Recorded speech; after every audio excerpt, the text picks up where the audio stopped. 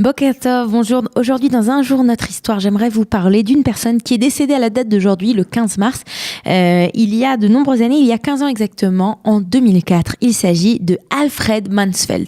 Alors son nom peut-être ne vous dit rien, mais pourtant Al Mansfeld a été une figure très connue de l'architecture israélienne. Vous pouvez le voir là à l'instant à l'écran en train de dessiner, puisque c'est lui qui a réalisé le célèbre musée d'Israël. Alors on va regarder un de ces croquis tout de suite.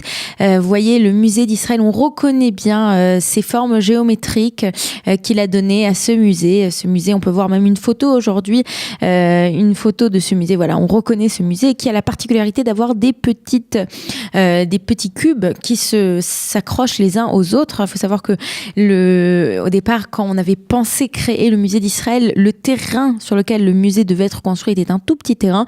En 95, donc le musée a été inauguré en 66. En 95, c'est-à-dire presque 30 ans plus tard, 29 ans plus tard, le terrain du musée avait augmenté de 10 fois de sa valeur. Donc aujourd'hui, c'est le musée que l'on connaît. Mais revenons à notre architecte Alfred Mansfeld.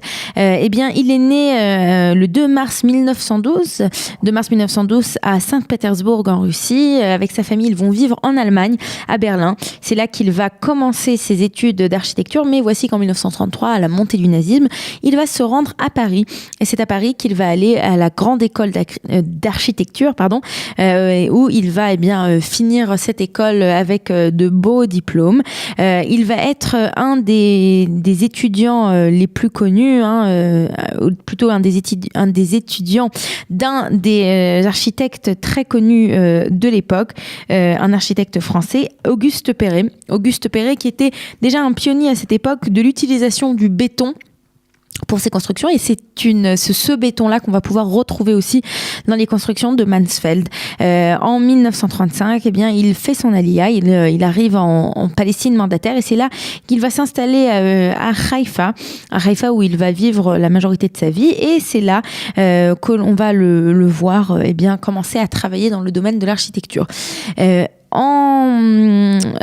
Puis de Haïfa, il va commencer à être connu comme un bon architecte. Il va aussi rapidement commencer à enseigner au Technion, à l'université d'ingénierie de Haïfa, et c'est là qu'il va encore plus se faire connaître. Il va faire de nombreuses constructions à Haïfa, et en 1966, avant 1966, c'est l'ouverture du musée, mais dans les années 50, on décide de créer ce musée d'Israël, et il va donc se présenter avec Dora Gad. Dora Gad, c'était pendant des années l'architecte d'intérieur la plus connue en Israël, celle qui a fait par exemple l'architecture d'intérieur de la Knesset, donc une personnalité extrêmement connue. Ils vont ensemble, tous les deux, proposer une maquette pour le musée d'Israël, une maquette qui va être retenue. On peut voir sur cette image par exemple Mansfeld qui propose au président de l'État d'Israël de l'époque, Yitzhak Ben-Zvi, qui lui montre le plan de ce que va être un peu plus tard le musée d'Israël. Et c'est ainsi donc qu'ils vont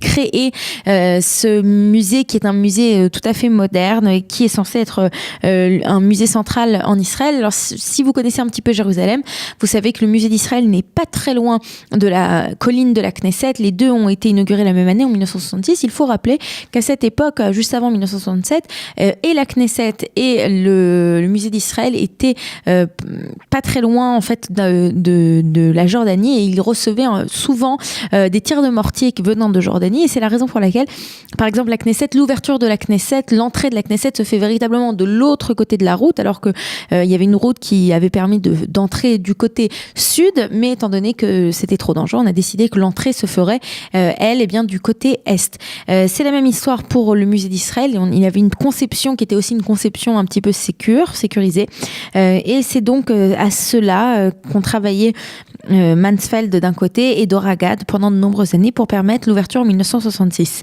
du musée. Et ce n'est pas seulement en 1966 que le musée a été inauguré et que tout s'est arrêté à ce moment-là. Non, au contraire, ils ont continué à accompagner la création du musée. Et c'est par exemple avec l'ouverture de ce jardin que l'on connaît, ce jardin avec une petite sensibilité japonaise, puisqu'elle a été réalisée par un artiste américano-japonais du nom de Isamu Noguchi.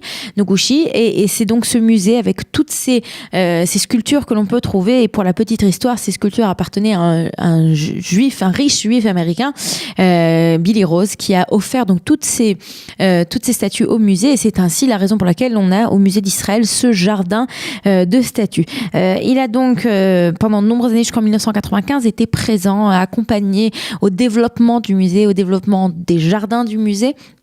Et puis, il a été aussi connu pour d'autres réalisations qu'il a faites en Israël, en particulier le musée japonais de Haïfa, un des quartiers de Haïfa pour lequel il a reçu de nombreux prix. Et puis, il faut se dire aussi qu'en 1966, juste après l'inauguration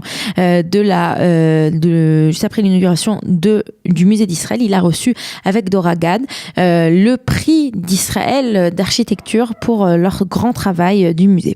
Il avait aussi fait, avec Dora Gad, ils ont aussi travaillé sur l'architecture intérieure des bateaux de la Tzim qui était à l'époque Zim ou Stim, ça dépend comment vous connaissez ça, qui était à l'époque la compagnie maritime israélienne. Donc c'était eux qui avaient travaillé sur toute cette réalisation. C'était un très très grand architecte, très connu. Il est décédé à la date d'aujourd'hui, le 15 mars 2004, et c'est de lui dont je voulais vous parler aujourd'hui dans Un jour notre histoire. Je vous souhaite un Shabbat Shalom et on se retrouve dimanche pour un nouvel épisode d'Un jour notre histoire. Vous aimez l'histoire juive ? Retrouvez Liana Gurfinkel dans Un jour notre histoire sur Studio Kalita, c'est tous les matins, pour découvrir ensemble les événements et les personnages qui ont fait notre histoire.